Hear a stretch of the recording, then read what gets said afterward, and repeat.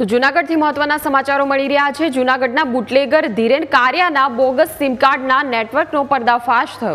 ધીરેન કારિયા સુધી પોલીસ પહોંચી ન શકે તે માટે પત્ની અને દીકરાનું કાવતરું। ધીરેન કારિયાની પત્ની અને દીકરો બોગસ સિમ કાર્ડનો ઉપયોગ કરતા ધીરેન કારિયાની પત્ની અને દીકરાની પૂછપરછ દરમિયાન ખુલાસો થયો।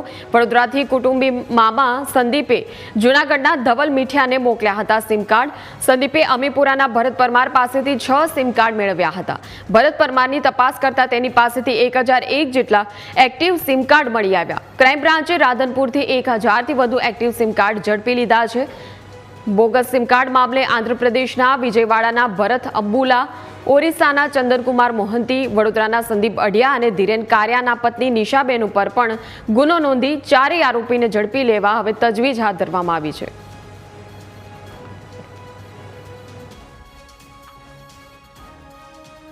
કે ડમી સિમ કાર્ડ જે પરમ ધીરેન કારિયા છે તે વ્યક્તિએ તેના મામા સંદીપ ઉર્ફે બંટી દ્વારા વડોદરા ખાતેથી મંગાવેલ હોય અને જે અન્વયે વડોદરા જઈ તપાસ કરતા ભરત અંબુલા રહે વિજયવાડા આંધ્રપ્રદેશ તથા ચંદનકુમાર મોહનંતી રહે ઓડિશા રાજ્ય આ બંને દ્વારા આરોપીઓને ડમી સિમ કાર્ડ પ્રોવાઈડ કરવામાં આવેલ હોય અને આ સમય દરમિયાન જે ભરત શંકરભાઈ પરમાર છે તે આ બંને માધ્યમોને વચલી કડી જોડતી હોય જેથી આજ રોજ ભરતભાઈ શંકરભાઈ પરમાર તથા પરમ ધીરેન કારિયાને અરેસ્ટ કરવામાં આવેલ છે।